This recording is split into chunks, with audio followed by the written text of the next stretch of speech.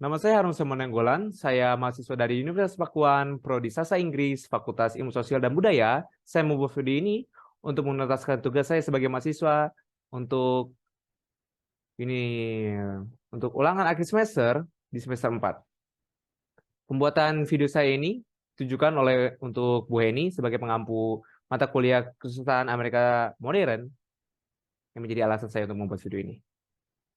Oke, jadi di bawah ini adalah yang mau saya bahas, yaitu a temporary matter.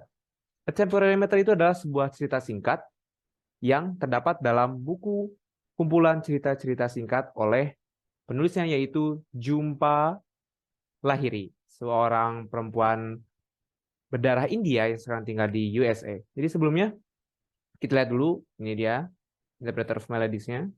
Jadi ini tuh kumpulan-kumpulan short story-nya dari Jhumpa Lahiri ini. Nah, membuatnya buku ini spesifik sekali menarik untuk dibahas adalah karena buku ini merupakan debutnya si Jhumpa Lahiri. Jadi sebenarnya ya, sebelum ada kumpulan buku-buku cerita singkat ini, si Jhumpa Lahiri ini sebenarnya bisa dikatakan ya bukan siapa-siapa. Tapi sejak ini booming langsung, atau enggak kalau kata Indonesia mah langsung viral gitu. Pas udah ini dipublikasikan langsung viral dan memenangkan penghargaan di tahun 2000-an. Ini sebenarnya keluarnya di tahun 1959. Ya, lumayan lah 2000 ya, ya itu ya literally tahun 2000-an. Termasuk kualifikasi. Tapi yang dia boleh dilihat ada list achievement atau penghargaan yang telah ditabarkan oleh Jhumpa Lahiri ini. Nah, kalau lihat dari tahun 2000-an, lihat dari tahun 2000 terus sampai 2023 sampai 2023, lihat apa ini? American University of Rome. Nah, dari achievement tadi yang sudah saya sebutkan, sebegitu pentingnya karya Interpreter of Melodies ini bagi Jhumpa Lahiri.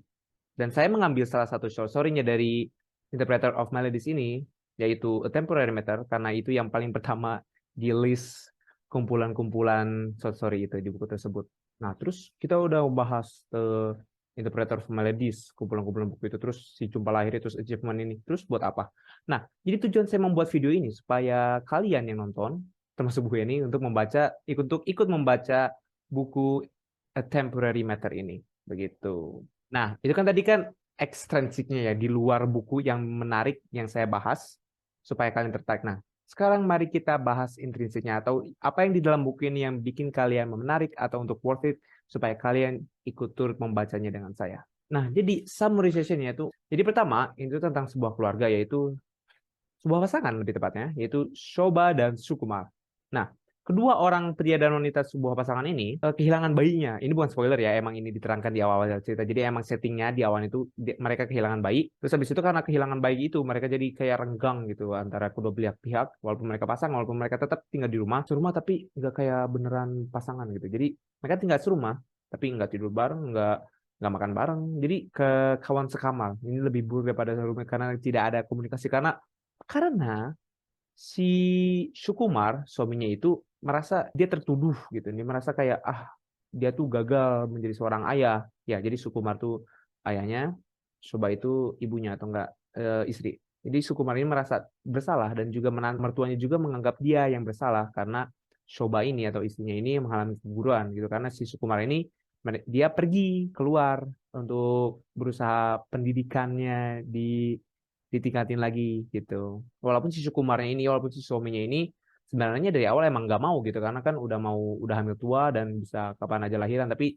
si Shoba malahan yang kekeh, nah bahasa Sundanya mah yang kekeh supaya dia tetap pergi gitu ke konvensi pendidikan gitulah. Walaupun seperti itu, walaupun si Shoba atau si istrinya sendiri yang nyuruh dia pergi, tapi tetap aja dia merasa bersalah, suaminya merasa bersalah dan juga ibunya si istrinya ini merasa dia bersalah gitu. Dia yang disalahkan gitu. Nah, dari saat itu kan mereka tuh di rumah ya, di Boston, di Amerika, ada pengumuman bakal mati lampu. Nah, dari mati lampu ini jadi ada kesempatan bagi mereka berdua untuk reconciliate, jadi untuk bertemu lagi karena kalau mati lampu kan harus pakai candle ya, harus pakai lilin.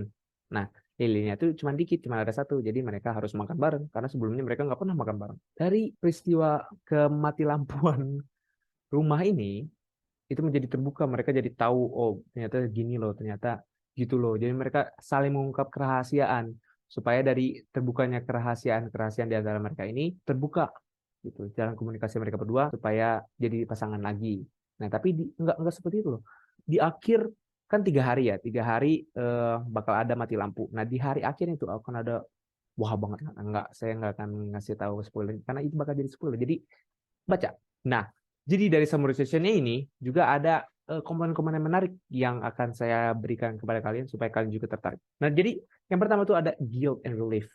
Bukan relief, ada guilt, ada sebuah penyesalan karena tadi kan si Sukumar suaminya itu merasa dia harusnya tinggal aja gitu walaupun si Shoba orangnya yang melemparkan tapi dia tetap merasa benci gitu kepada dirinya sendiri, penyesalan lebih tepatnya. Nah, yang kedua, dari rasa penyesalan itu ada putusnya ikatan. Nah, dari putusnya ikatan, gimana cara mengembalikannya lagi? Tadi, mati lampu, makan bareng, terus saling mengungkapkan rahasia masing-masing supaya ada terbuka. Jadi itu tema yang sebenarnya saya ambil, yang saya bikin sendiri dari bacaan short story Contemporary Matter ini adalah guilt and grief divide relationship, and openness can reconcile what have been apart. Jadi penyesalan dan kegelisahan memisahkan hubungan dan keterbukaan bisa menggabungkan apa yang telah terpisah gitu.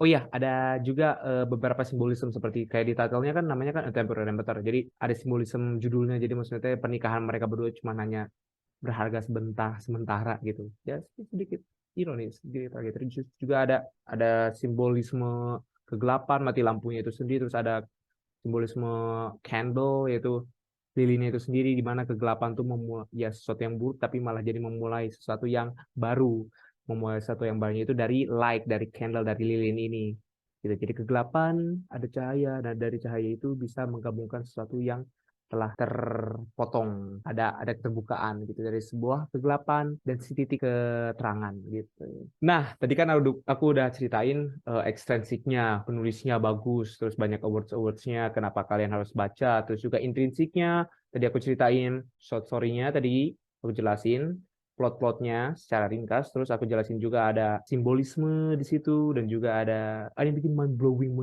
gitu. Nah, oke, jadi itu saja dari saya Harun Samanunggal. See ya.